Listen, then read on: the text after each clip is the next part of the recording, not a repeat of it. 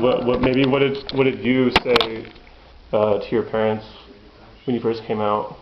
Well, how I did it does not serve as an example other than how not to do it. I came in like a bull in a china closet and but I just suddenly quit going to church. I had been fully active Mormon, and then I'm not going anymore, so I was being confronted by family all the time, so it wasn't like I could even choose my times or whatever, I was right on the front line right now. Okay, how come you're walking away from the church, Right. And of course at that time I still was believing the Book of Mormon, but so I'm, talking about Joseph Smith's false view of God, and the King Follett sermon, and Brigham Young's out of God, and blood atonement, and polygamy, and all these kinds of things. But I also was talking about faith in Christ and coming to Christ as for salvation, and my family took great offense, and so I would tell them about, all I can tell you is I'm a sinner saved by grace, and then the family comes back with, what are you saying, I'm not a Christian? And I'd say to my family, I'm not putting a judgment on your heart, I'm just saying I didn't know the Lord. Well, that was an offense to them because I was the most active Mormon in the family. So if I'm the one that was a sinner who needed saved by grace, by implication, obviously, I'm saying the rest of them are sinners that are not saved by grace. I probably hit it too strong, too hard, and it just made a wall between us. But over time, they did see that there had been a real desire to follow God, that I didn't walk away from Mormonism just to go into sin or to break the word of wisdom or to get out of paying tithing. In time, they saw that there was a real heartfelt conversion. They just thought I was still screwy. Okay, yeah. Okay, she's a little nuts on religion, but but she's, she did become alcoholic or something. Yeah. So there came a tolerance, and then in time, when different family issues came up, then there came a point at which different ones would ask me to be in prayer for them on something, so there was a gradual earning the right to talk more seriously about Christianity. At first, it was very confrontational.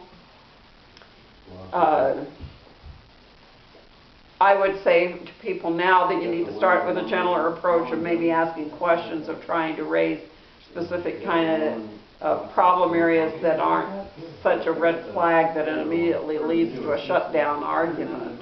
Question like what? Well, I have different Mormons that will come in here and say, why don't you accept us as Christian? And I say to them, well, I have a hard time dealing with Joseph Smith's doctrine of God. I don't say to them, I have a hard time with your doctrine of God, or even the Mormon Church's doctrine of God. I start with Joseph Smith because it takes it out of the personal argument. Okay. I'm challenging you. Right. And so I was like, well, I have a hard time with Joseph Smith's doctrine of God. And they'll say, what do you mean? I said, well, when I read his King Follett sermon, one of his famous sermons on the nature of God, I don't see that when I read my Bible. When I read, like for instance in Isaiah 43, 10, and 11, it says there's only one God. And you keep reading through Isaiah, that God doesn't know of any other gods. There weren't any before him. There won't be any after. See, but I don't see that when I read Joseph Smith's sermon. Yeah. When I read his sermon, I see him saying, God was once a man, he must have had a mom and dad, he came from some other earth system, he had to die, resurrect, and earn a place to be a God. See, I don't see that the same as when I read my Bible, so I have a real problem with that.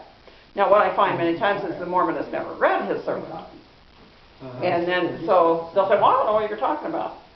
I said, well, let me get you a copy of that. And then maybe you could come back another time, we can talk about this more, because when I read his sermon, I can't see this as being in the Bible, and for that matter, it's not in the Book of Mormon either. Yeah. And that sermon is online. Yeah, it's we print it, we have it on our website. Okay. But if you get the book Teachings of the Prophet Joseph Smith, which sometimes you can pick up used copies at Deseret Industries.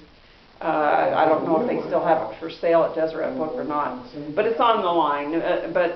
He had two specific sermons on the nature of God, where he teaches plural God doctrine, both in the 1844 period at the end of his life. And there probably isn't one Mormon in 100 that's ever read his sermons on God. Right. So I just put that challenge out to them. Have you ever read Joseph Smith's sermons on God? What do you think about those? And they say, well, I don't know, I never read them. Let me get you a copy. Could we talk about this sometime? Because I don't see this as what the Bible's saying about God. And Deuteronomy 13 says one of the things that a true prophet has to do is teach a right concept of God. So if he fails here, then I don't get the rest of it. Does the Book of Mormon talk about Target or something. do Joseph Smith's sermon